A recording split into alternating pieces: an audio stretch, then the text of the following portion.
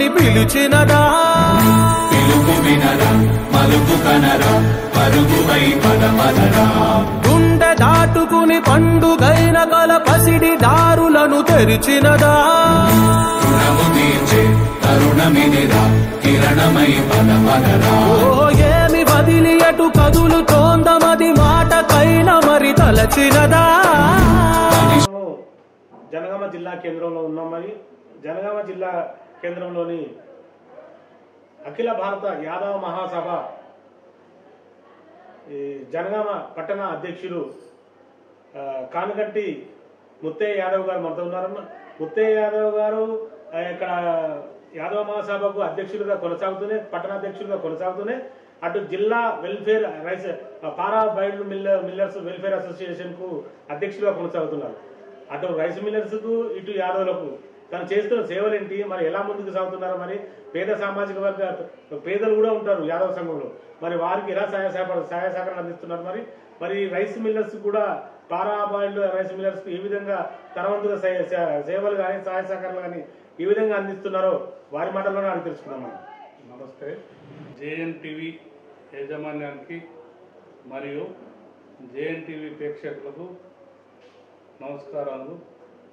నన్ను ఇంటర్వ్యూ చేసేందుకు వచ్చిన మిత్రుడు శ్రీనివాస్ గారు మరియు కెమెరామెన్ చంటి గారికి ధన్యవాదాలు. ముందుగా మీ కుటుంబ నేపథ్యం ఏంటి? నా పేరు కానిగంటి ముత్తయ్య యాదవ్. నాకు సంతానము 3 అమ్మాయిలు.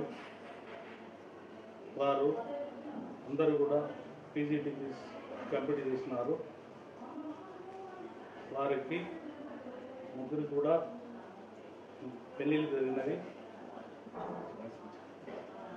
ఆ 3 కూడా పెళ్ళిళ్ళు జరిగినవి. వారికి సంతానం కూడా జరిగినది. 3 అమ్మాయిలకు నాకు 6 మనవరాలు మనవలు. అందరూ సంతోషంగానే ఉన్నారు. పాప పేరు సుష్మా మరియు 2వ పాప పేరు శృతి, 3వ పాప పేరు స్వాతి. సుష్మా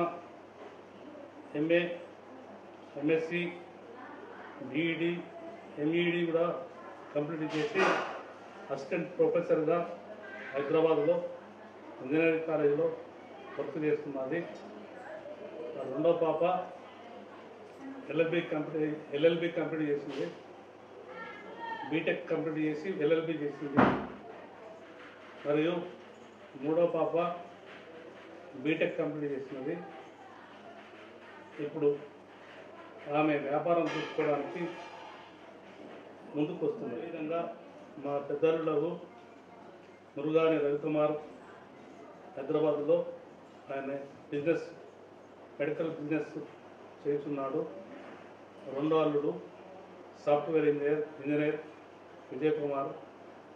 3వ అల్లుడు తాను కెనడాలో వర్క్ చేస్తున్నాడు. ఆ సందర్భంలో నేను కెనడా వెళ్ళినప్పుడు సందర్శించి ఇక్కడ మన ఇండస్ట్రీనే ఉన్నది కదా, అక్కడ అవసరం లేదని వచ్చి ఇప్పుడు వారికి రైస్ మిల్ మెయింటైన్ చేస్తున్నాడు.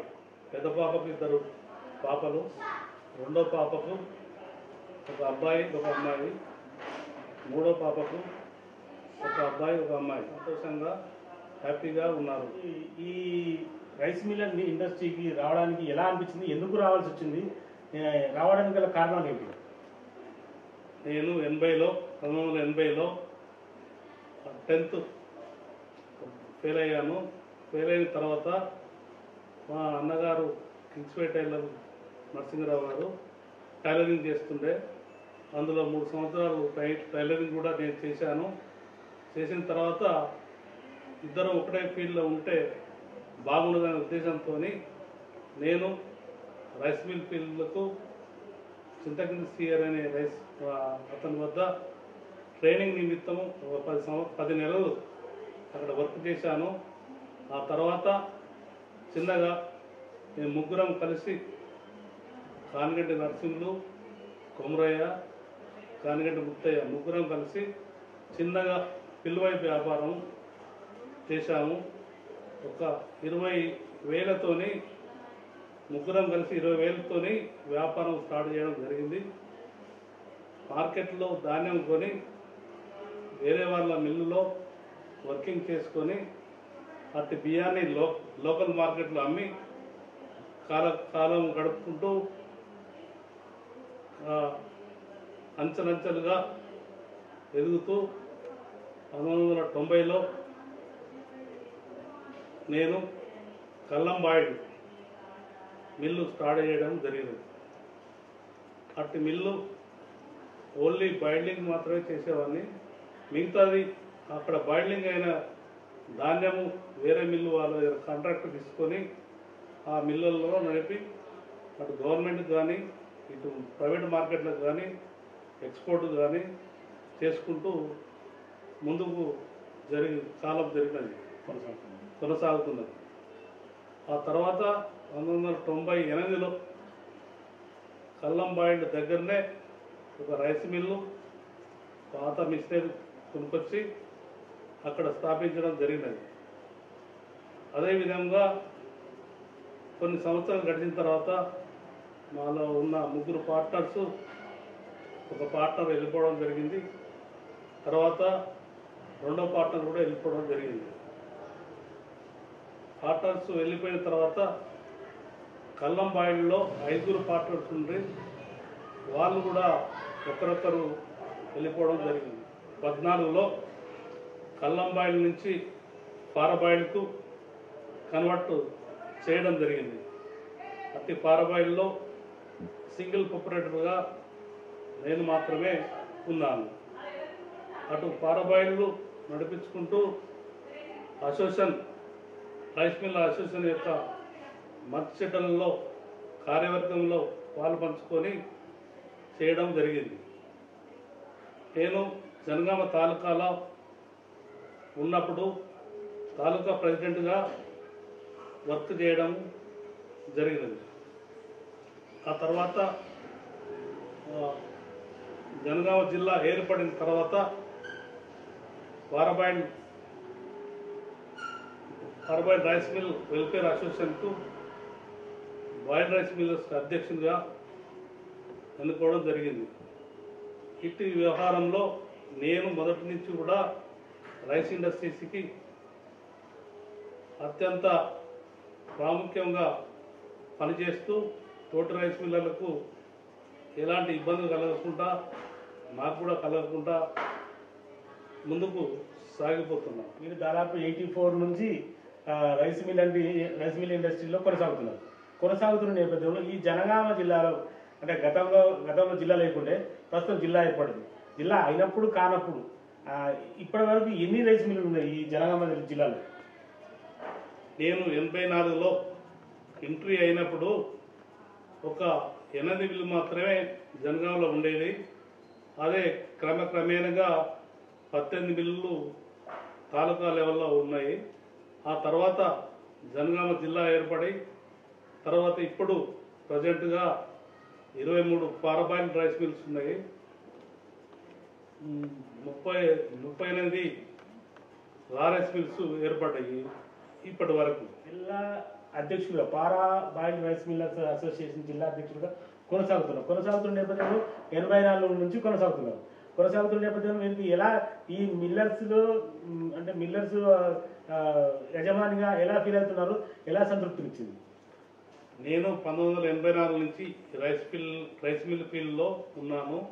నా మిత్రులు అందరితోని మంచిగా ఉంటూ కలిసిమెలిసిగా అందరూ నాకు కోఆపరేషన్ చేస్తే వారికి వచ్చే ఇబ్బందుల్ని అఫీషియల్గా కానీ నాన్ అఫీషియల్గా కానీ వారికి ఎలాంటి ఇబ్బంది కలగకుండా కాపాడుకుంటూ నేను కూడా చాలా సంతృప్తిగా ఈ ఫీల్డ్లో 40 సంవత్సరాలు కొనసాగించాను. ఎటువంటి ఒడదొడుకలు లేకుండా సవ్యంగా నిలబడ్డాను. పరంగా గొల్లోళ్ళు మరి గొల్ల వృత్తి చేసుకోకుండా ఈ ఇండస్ట్రీ రైస్ మిల్ ఇండస్ట్రీకి ఎలా రావడం జరిగింది, ఎందుకు రావాల్సింది?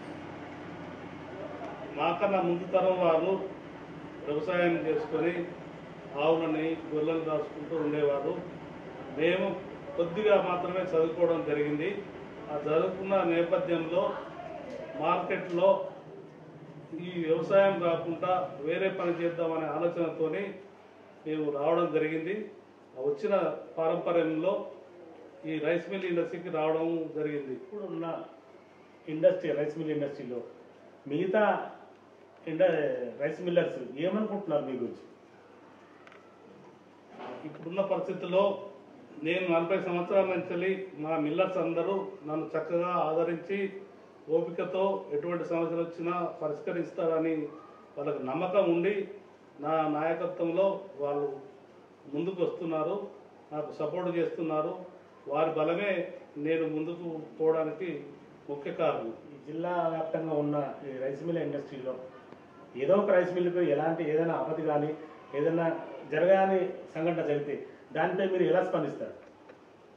మా మిల్లర్కు ఎవరికి ఏమైనా ఇబ్బంది జరిగినప్పుడు మా కుటుంబ సభ్యుల జరిగినంత బాధతోని వారికి దగ్గరికి వెంబడైపోయి వాళ్ళ సమస్యలను పూర్తిగా పరిశీలించి వాళ్ళ ఎటువంటి ఆటంకం లేకుండా వాళ్ళ వ్యాపారం ముందు జరగడానికి అన్ని విధాలు సహకరించి ముందుకు తీసుకెళ్తాం. ఇప్పుడు జిల్లా వ్యాప్తంగా ఎన్నో రైస్ మిల్లు వచ్చినాయి, ఎన్నో వస్తున్నాయి పోతున్నాయి.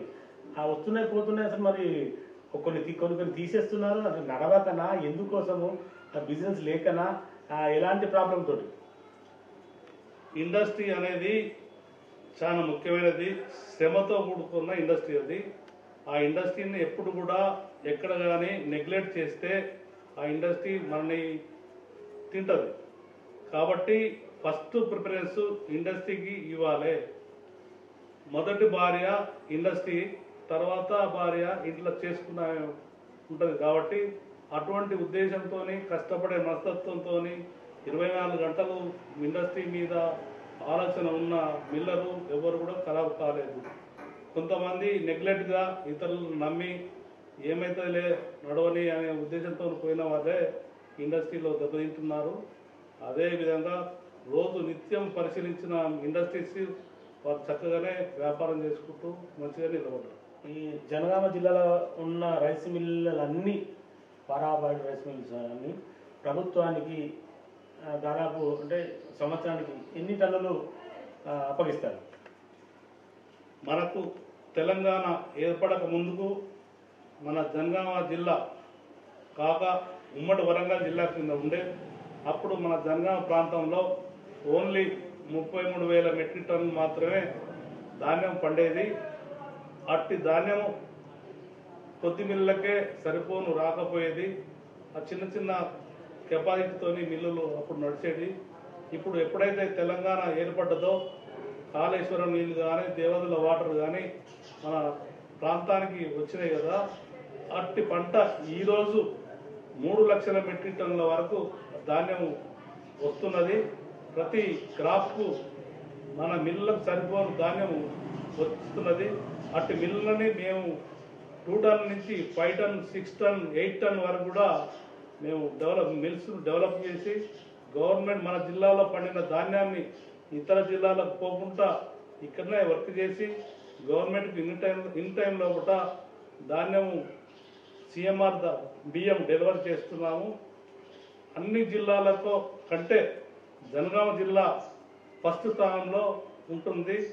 ఇక్కడ గవర్నమెంట్కి సంబంధించిన బియ్యం కానీ ఇంకా రీసైక్లింగ్ బియ్యం కానీ ఈ ప్రాంతంలో ఎవరు కూడా దాన్ని ప్రోత్సహించము. మా అసోసియేషన్ తరఫున కూడా వారికి నిబంధనలు పెట్టి అటు మిల్లర్ని మేము తీసుకోకుండా ఏర్పాటు చేసి సవ్యంగా గవర్నమెంట్కి ఇచ్చిన ధాన్యానికి మళ్ళీ వారికి సిఎంఆర్ బియ్యం డెలివరీ చేయడం జరుగుతుంది. టీవీఎస్ రైస్ అనేది పేదలకు ఇచ్చే బియ్యం, ఈ దొడ్డు బియ్యం అనేది ఈ ఏదైతే బియ్యం వ్యాపారం ఉన్నారు కదా, బియ్యం వ్యాపారంలో ఒక మాఫియా ముఠాగా ఏర్పడి కొన్ని టన్నులు, కొన్ని లారీలు, కొన్ని అసలు అంతులేని బియ్యాన్ని సేకరించి రీసైక్లింగ్ చేసి అమ్మేది గతంలో. మరి అదే తంతు ఇప్పుడు కొనసాగుతుందా? అంటే ఇప్పుడు సన్న బియ్యం వచ్చినాయి, ఆ సన్న బియ్యం కూడా తీసుకెళ్తున్నారు వ్యాపారులు. అది తీసుకుపోయి అంటే ఇతరత్ర జిల్లాలకు అమ్ముతున్నారని కూడా తెలుసు. మరి మీ జనగామ జిల్లాలో కూడా కొనసాగుతుందా ఈ వ్యవహారం? గతంలో పీడిఎస్ రైస్ వేరే జిల్లాల్లో ఎక్కడ జరిగినా కానీ మా జనగామ జిల్లాలో మా రైస్ మిల్లర్స్ అందరూ కలిసి ఈ వ్యాపారం చేయొద్దు, మనము గవర్నమెంట్ మీద కింద తల వంచొద్దు, ఏమైనా అయితే కేసులు అవుతాయి, జైలు పోవాల్సిన అవసరం ఉంటుందని చెప్పి మా రైస్ మిల్లర్ సోదరులు అందరూ చెప్పడంతో వారు ఎవరు కూడా ఈ జనగామ ప్రాంతంలో పీడిఎస్ రైస్ను వారు ఎవరు కూడా చేయలేదు. ఇప్పుడు మాత్రము గవర్నమెంట్ సన్న బియ్యము ప్రజలకు ఇవ్వడానికి 500 రూపాయల బోనస్తోని రైతులకు ధాన్యానికి ఇస్తున్నారు. అట్టి బియ్యాన్ని కూడా మేము వర్క్ చేసి గవర్నమెంట్కి ఇన్ టైంలో చేస్తున్నాము. ఆ చేసిన సన్న బియ్యం కూడా జనం చాలా మంది 99% వాళ్ళు ఉపయోగించుకోవడానికే ఉపయోగిస్తారు. ఆ రీసైక్లింగ్ అనే సబ్జెక్టు మన జనగామ ప్రాంతంలో అప్పుడు లేదు, ఇప్పుడు కూడా లేదు. రేవంత్ రెడ్డి ప్రవేశపెట్టిన సన్న బియ్యం పథకము అది సమృద్ధిగా కొనసాగుతూనే ఉంది. ప్రభుత్వం దృష్టిలో సమృద్ధిగా కొనసాగుతుంది. బట్ ఏంటంటే ఈ రేషన్ బియ్యం షాప్కి రాగానే రేషన్ తీసుకునే ప్రజలు అసలు కొంతమంది తీసుకుంటారు, కొంతమంది తీసుకుంటారు. ఆ తీసుకున్న బియ్యం అప్పుడప్పుడే మళ్ళీ వేరే వాళ్ళకి అమ్ముతున్నారని తెలుస్తుంది. మరి దానిపై మీ అభిప్రాయం? రేవంత్ రెడ్డి గారు ప్రవేశపెట్టిన సన్న బియ్యం ఉగాది పండుగ నుంచి ఇవ్వడం జరుగుతుంది. అంతకుముందు పట్టించుకున్న రైతులు మాత్రమే వారు తీసుకోవడం లేదని అంటున్నారు. కానీ మొత్తం మీద 99% జనాభా ఈ సన్న బియ్యం తీసుకొని వాడుకోవడం జరుగుతుంది. ఎందుకంటే ప్రైవేట్ మార్కెట్లో బియ్యం చాలా అమ్మేటి. ఈరోజు ఒక షాపుకు అడిగితే కూడా రోజుకు 1 క్వింటాలు కూడా అమ్ముతలేవని ప్రజలలో ఉన్నది. వాళ్ళ షాపులలో కూడా గిరాకీలు లేవు. ఎందుకంటే ఈ సన్న బియ్యం మొత్తం కంట్రోల్ షాప్తోనే జనం తింటాం కాబట్టి ప్రైవేట్ మార్కెట్లో 4,000, 5,000 ఉన్న సన్న బియ్యం ధరలు వచ్చేసి 3,500, 4,000 లోపలికే వచ్చినాయి. అవి కూడా కొనేవారు ఎవరు లేరు. అంటే ఈ బియ్యాన్ని జనం ఉపయోగించుకుంటున్నారు అనేది మనకు నిదర్శనం. 1984 నుండి రైస్ మిల్లర్గా కొనసాగుతున్న నేపథ్యంలో ఇప్పటి వరకు మీరు ఎదుర్కొన్న ఆటపోట్లు ఏంటి, ఆటంకాలు ఏంటి, మీరు పడ్డ బాధలేంటి, అసలు గాథలేంటి? 1984 నుంచి మేము చిన్న పిలువైదారుగా రైస్ ఇండస్ట్రీకి ఎంట్రీ అయినాము. అయిన కొద్ది రోజుల తర్వాత 89, 90లో విజిలెన్స్ కేసులు కూడా జరిగినాయి మా పైన. ఎందుకంటే అప్పుడు విజిలెన్స్ చాలా పవర్ఫుల్గా ఉండేది.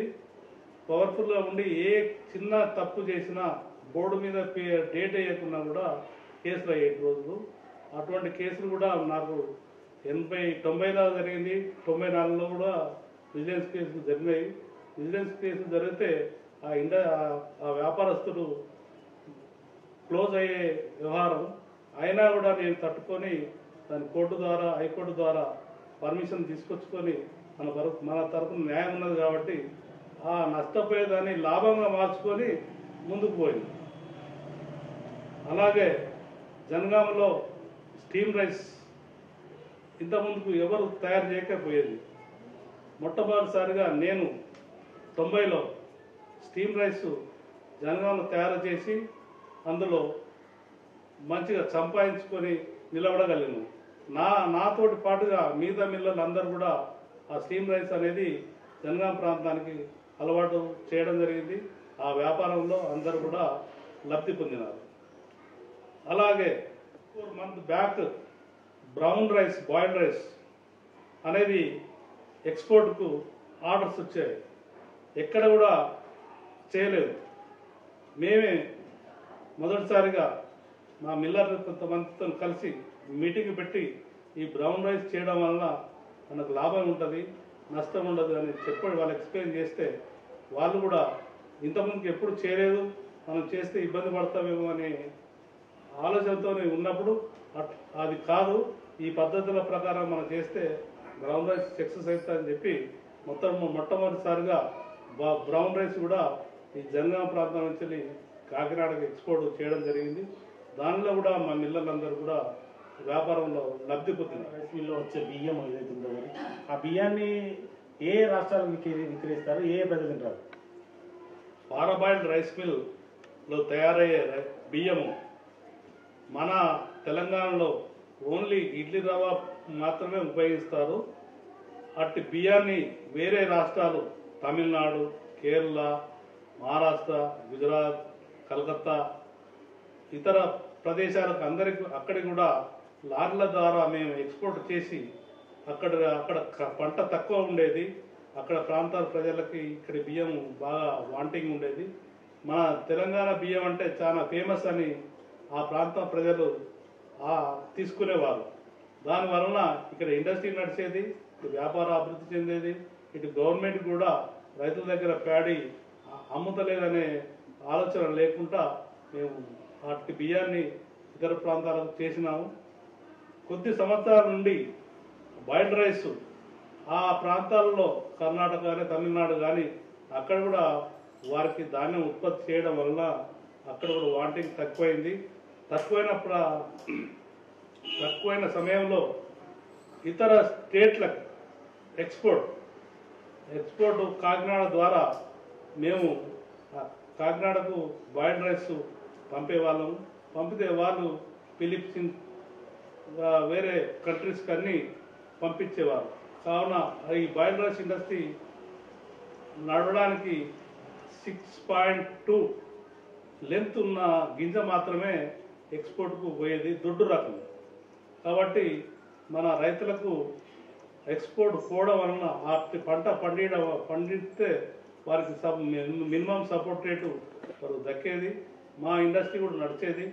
ఇతర కంట్రీస్ కూడా మన బియ్యం చేయడానికి ముందంజలో ఉన్నాం.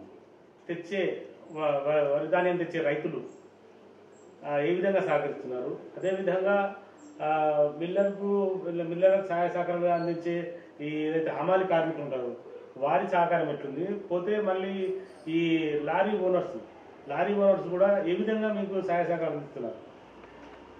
దేశానికి వెన్నుముక అయినటువంటి ఆ రైతు వలనే ఈరోజు రాజ్యం అంతా కూడా నడుస్తుంది. అలాగే మా రైస్ మిల్ ఇండస్ట్రీకి రైతు ఎంతైతే పంట పండిస్తాడో అంత పంటని మేము ముడి ధాన్యంగా తీసుకొని వారికి డబ్బు రూపంలో పైసలు చెల్లిస్తాము. ఆ రైతు కూడా వారి అవసరానికి చేసుకుంటాడు. అట్టి ధాన్యాన్ని మేము మిల్లును ఆడించడానికి కార్మికులు అవసరము. కార్మికులు గతంలో తెలంగాణ రాకముందుకు మన ప్రాంతంలో ఉన్న తెలంగాణ అమాలీసు అందరూ కూడా ఇక్కడ పనిచేసేవారు. తెలంగాణ వచ్చిన తర్వాత ఈ మధ్య కాలంలో మన తెలంగాణలో మిల్లుల్లో పనిచేయడానికి ఎవరు కూడా మన ప్రాంతం వారు రావడం లేదు. అట్టి సమస్యని ఉత్పన్నమైనప్పుడు ఇతర రాష్ట్రమైన బీహార్, ఉత్తరప్రదేశ్ ప్రాంతాల నుంచి అక్కడ కూలీలు రావడం, మాకు వాళ్ళు నైట్ అండ్ డే వర్క్ చేయడం, రైతులు ఎంత పండించినా కూడా అటు ధాన్యాన్ని సేకరించడానికి హమాలీలే ముఖ్య కారణం. అందులో పనిచేసే వర్కర్లు, మేస్త్రీలు, గుమస్తాలు వీళ్ళందరి సహకారంతోనే ఇండస్ట్రీ ముందుకు పోతుంది తప్ప మా తెలివితేటలు ఏమి కావు. కాబట్టి మేము మాత్రం వాళ్ళతో పాటు మేము కూడా ఒక పాత్ర వహిస్తున్నాం తప్ప మిగతా ఏం కాదు.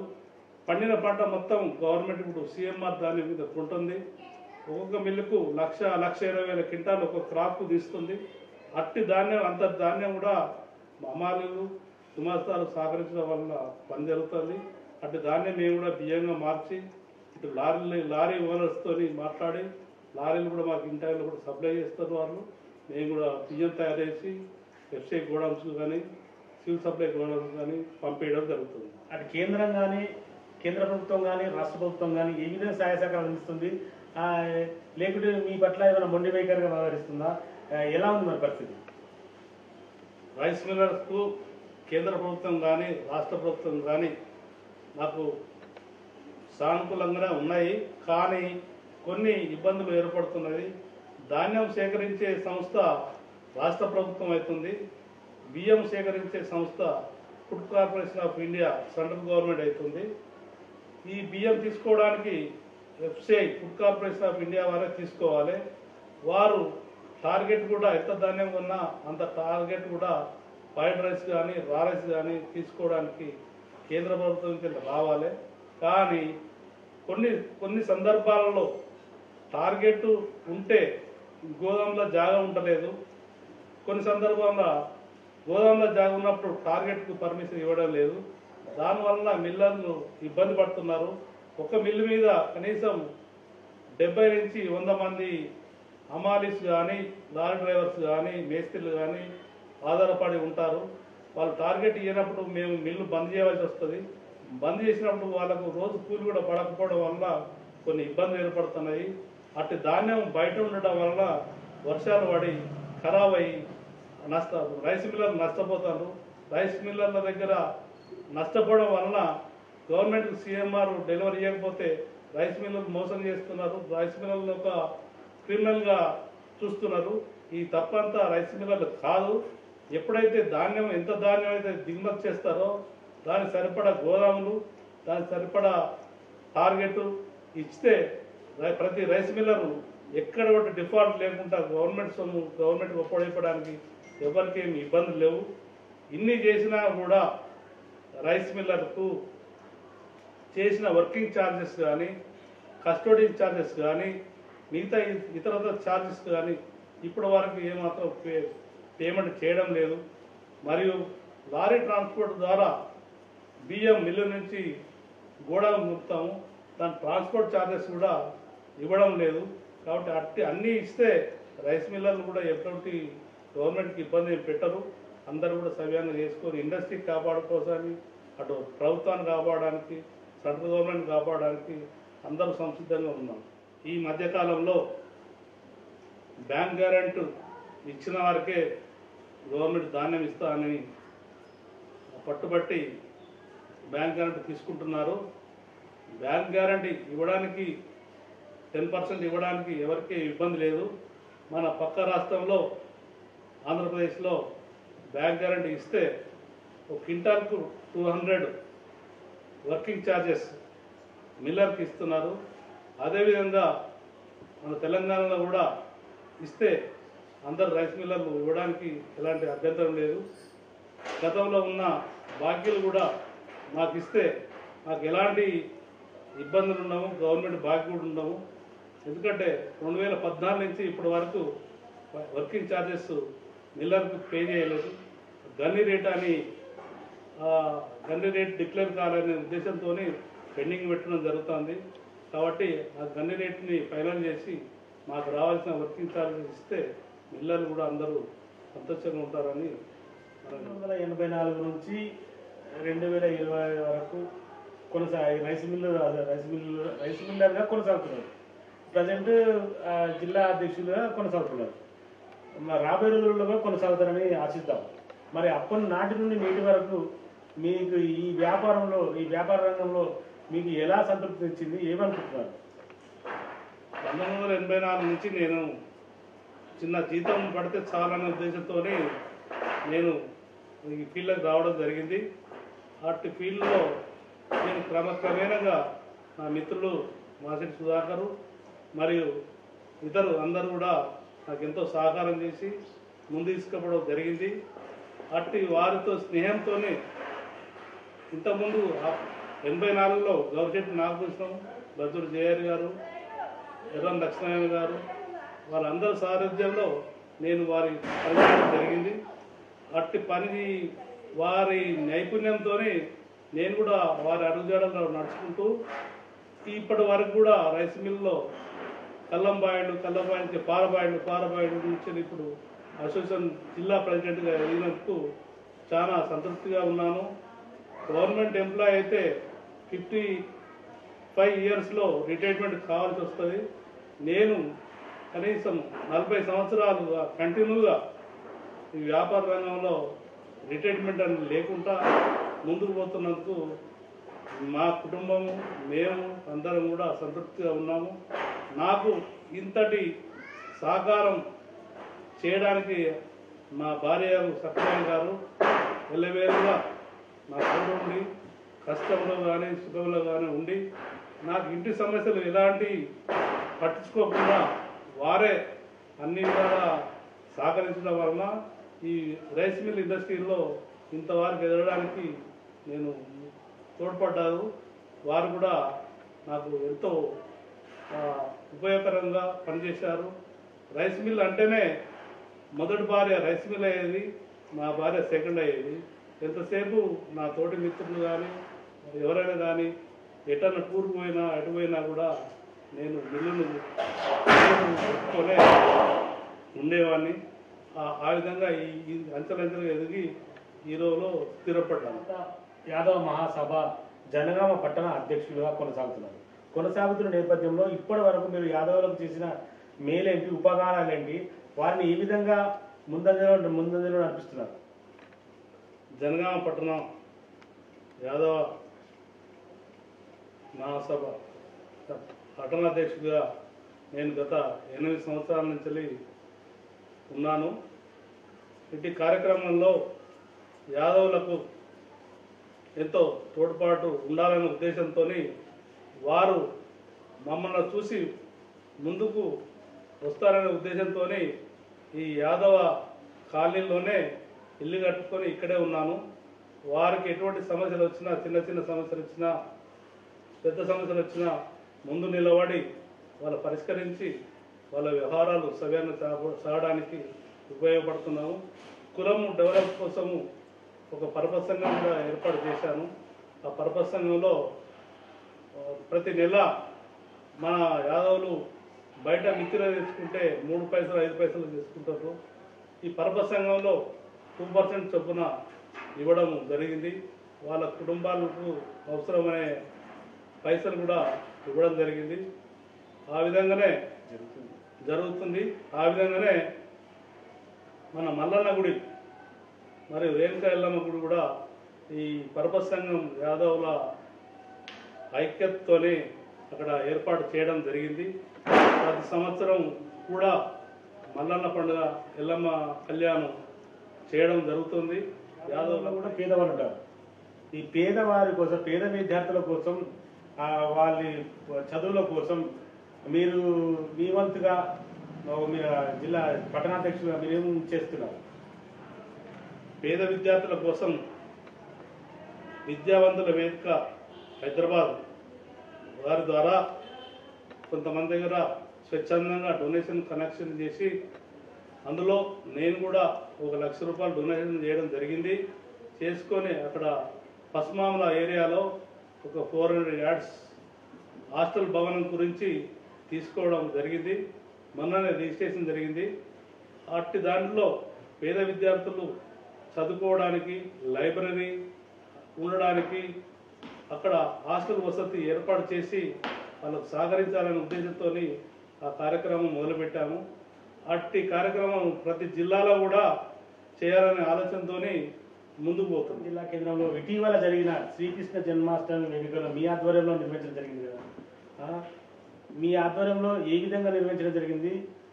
ఎలాంటి అవాంఛనీయ సంఘటనలో చోటు ఇవ్వకుండా, కాపీ ఇవ్వకుండా ఎంత ప్రశాంతంగా నిర్వహించారా? ఏ విధంగా ఉంది? గత 3 సంవత్సరాల నుంచి శ్రీకృష్ణ జన్మాష్టమి ఉత్సవం జరుపుకోవడానికి ముందుగా గెస్ట్ హౌస్లో ఒక చిన్న ఫోటో పెట్టి 10-20 మందితో చేసినాము. ఆ చేసిన కార్యక్రమంతోనే అక్కడ ఒక ఐక్యత అనేది ఏర్పడి ఆ జనగామ శ్రీకృష్ణ పర్పస్ సంఘం అనేది జిల్లా శ్రీకృష్ణ పర్పస్ సంఘం ఏర్పాటు చేసి అందులో కనీసం 300 మంది మెంబర్స్తోని ఏర్పాటు చేయడం జరిగింది. ఇప్పుడు 3 సంవత్సరాల నుంచి కంటిన్యూగా నడుస్తుంది. ఆ చిన్నగా చేయడం కన్నా పెద్ద ఎత్తున చేద్దామని అందరిలో మనం కూడా చేయాలనే ఉద్దేశం.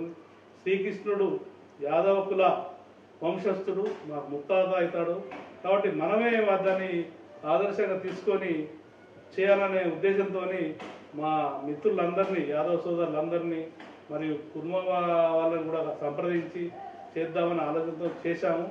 చేస్తే అట్టి ప్రోగ్రాంకు చాలా సక్సెస్ఫుల్గా అందరూ రావడం, స్వచ్ఛందంగా రావడం, స్వచ్ఛందంగా డొనేషన్ ఇవ్వడం, అందులో ముఖ్య పాత్ర మేము కూడా చేయడం జరిగింది. అది ఎంతో మా కుల దైవాన్ని, మా తాతని మేమే గౌరవించుకున్నట్టు సంతోషపడుతూ ఇక ముందు కూడా పెద్ద ఎత్తున చేయాలని ఆలోచనతో ముందుకు పోతుంది. పల్లెటూళ్ళలో కానీ పట్టణాలలో కానీ దాదాపు వెనుకబడి ఉంటారు. ఏదో ఎంతో కొంతమంది ముందంజలో ఉంటారు కానీ దాదాపు వెనుకబడి ఉంటారు. మరి వారి కోసం మీ వంతుగా ఏం కృషి చేయబోతున్నారు? యాదవులందరూ కూడా పల్లెటూరులో కానీ పట్టణాల్లో ఉన్న యాదవ సోదరులందరూ కూడా వారు మాకెందుకులే అనే కార్యక్రమంతో ముందుకు వస్తలేరు తప్ప వారు ఆర్థికంగా కానీ సామాజికంగా కానీ తెలుగులో కానీ యాదవులంతా నైపుణ్యత వేరే దారిలో తక్కువగా ఉంటుంది. ఎవరైనా ఏ సాగుకారు దగ్గర పోయి అప్పడిగినా కూడా అరే కుర్మగొర్రెలకు ఇస్తే వాళ్ళు నీతిమంతులు నిజాయితీమంతులు, ₹1 కూడా ఎక్కడ ఇబ్బంది కాకుండా మళ్ళీ తిరిగి తీసుకొచ్చి ఇస్తారని ఒక బ్రాండ్ అంబాసిడర్గా యాదవ్ సోదరులు ఉన్నారు.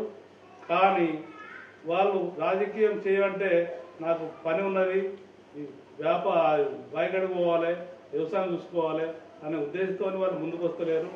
అందులో చదువులో కూడా కొద్దిగా వెనుకబడబడ్డారు. అట్టి చదువు గురించే ఈ కమిటీ అంతా మేము కూడా మండల వైజ్ గ్రామ వైజ్ కమిటీలు వేసి వాళ్ళని చైతన్యపరిచి రాజకీయంగా ముందుకు తీసుకురావాలనే ఆలోచనతో ఈ మధ్యకాలంలో మీటింగ్లు పెట్టడం జరుగుతుంది. వాళ్ళని కూడా చైతన్యపరిచి యాదవ్ను కూడా ఇప్పుడు గ్రామ సర్పంచ్ మండల అధ్యక్షులు అంతవరకే వచ్చినారు. ఇక ముందు కూడా ఈ ఐక్యత ఏర్పడి ఎమ్మెల్యేలుగా ఏర్పడి చట్టసభల్లో మా పర్సెంటేజ్ ప్రకారంగా మాకు కూడా సీట్లు కావాలి, మేము కూడా పరిపాలించే అధికారం కావాలి. కాబట్టి వడ్డిచ్చేవాడు మనవాడైతే ఎక్కడున్నా వడ్డీగలుగుతాడనే ఉద్దేశంతో మనం ఇంతసేపు అట్టడుగున ఉన్నాము. ఇప్పుడు ముందుకు వచ్చి పరిపాలించే అధికారం వరకు పోవాలని తాపత్రయాన్ని కృషి చేస్తుంది.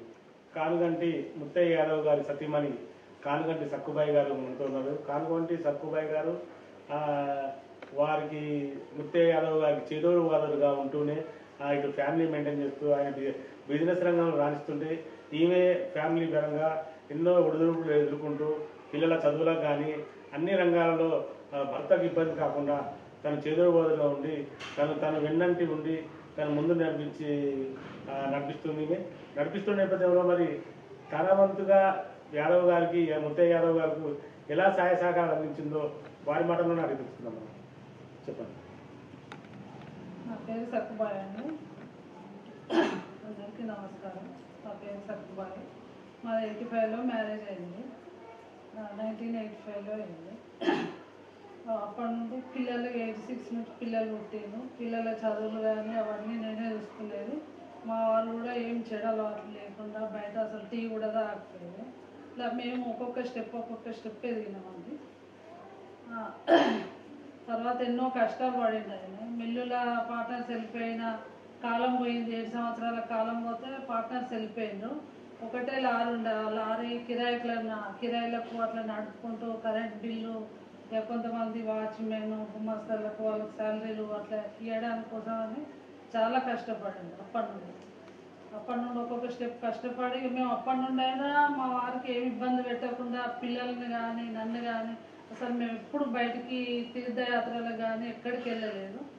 ఇప్పుడు పెళ్ళైనాక ఒక 15 years తిరుపతికి ఫస్ట్ టైం పోయినామండి. 15 years తర్వాత ఇప్పటికైనా ఒక 2-3 times వెళ్ళినాం అంతే. ఇప్పుడు ఈ మధ్య కాలంలో ఇక టూర్స్ స్టార్ట్ చేసినాం. మా చిన్నల్లుడు వచ్చిండు. మాకు 3 అమ్మాయిలు. పెద్ద అమ్మాయి సుష్మా హైదరాబాద్లో ఉంటుంది. సెకండ్ అమ్మాయి కూడా శృతి, వాళ్ళ అత్తగారు హైదరాబాద్. చిన్న అమ్మాయి కెనడాలో ఉంటుంది. అయితే వాళ్ళకు ఇక్కడ మా పక్కనే షామీర్పేటలో ఉంటుంది. వాళ్ళకి ల్యాండ్స్ ఉన్నాయి. మేము కూడా వెళ్ళినాం. పాప డెలివరీ అప్పుడు వెళ్ళినాము. వెళ్ళి ఇక అక్కడ అంత దూరం ఎందుకు, ఇక మా తర్వాత ఇక 3 అమ్మాయిలే కదా అని ఇక వీళ్ళిద్దరు పెద్దవాళ్ళిద్దరు బిజినెస్ చూసుకోమన్నారు. వాళ్ళు చూసుకోమంటే ఇక చిన్నలు చూసుకుంటా అంటే ఇక ఆయన పిలిపించి ఇక్కడ ఈయన కూడా ఇక ఏజ్ ఎక్కువ అయిపోతుంది కదా అని కొంచెం మంచిగా ఉండగానే ట్రైనింగ్స్ అవన్నీ జరుగుతాయని ఇక వాళ్ళని పిలిపించుకొని ఇక్కడే ఉంచుకున్నామండి. ఇక మా చిన్నలు వచ్చిన తర్వాత ఇప్పుడు మేము అట్లా బయటికి టూర్లకు అట్లా వెళ్తున్నాము. ఇప్పటికైనా మా వారి డ్రింక్ కానీ అవి చెడలు అట్లా ఏం లేవు. చాలా కష్టపడి పైకి వచ్చినాం మేము ఒక్కొక్క స్టెప్. ఇప్పుడు అదే మాకు సంతోషం అండి. ఇండస్ట్రీ రంగంలో రైస్ మిల్లర్స్ ఏదైతే అసోసియేషన్లో మరి అధ్యక్షులుగా కొనసాగుతున్నారు కదా, ఎలా ఫీల్ అవుతున్నారు? ఇండస్ట్రీ రంగంలో మొదటి నుంచి ఉన్నాను కాబట్టి దాని యొక్క కష్ట సుఖాలన్నీ నాకు కులంకుశంగా తెలుసు కాబట్టి నేను చాలా హ్యాపీగా సంతోషంగా అందరికీ నాతో పాటు మిగతా ఇండస్ట్రీని కూడా ముందుకు తీసుకుపోతున్న సంతృప్తి చాలా ఉంది. మరి ఈ రంగంలో ఈ రైస్ మిల్లర్ ఇండస్ట్రీ రంగంలో మీరు ఎదుర్కొన్న ఆటుపోట్లు ఏంటి? రైస్ మిల్ ఇండస్ట్రీ వ్యాపార రంగంలోకి మా తండ్రులు కానీ తాతలు కానీ సంబంధించిన వ్యవహారం కాదు. నాతోనే వ్యాపార రంగం అనేది స్టార్ట్ అయింది. మనకు గ్రాండ్ ఫాదర్ అనేవారు ఎవరు లేరు. నా మిత్రులు, నా స్నేహితులు మరియు తోటి వ్యాపారస్తులు అందరూ నాకు సహకరించడం వలన ఈ వ్యాపార రంగంలో అభివృద్ధి చెందడానికి ముఖ్య కారణం. మరి యాదవ సభ ఇక్కడ ఉంది కదా, అఖిలభారత యాదవ సభ. ఈ యాదవ సభకు మీరు పేద జనులకు, పేద యాదవులకు మీ వంతుగా ఏం కృషి చేస్తారు?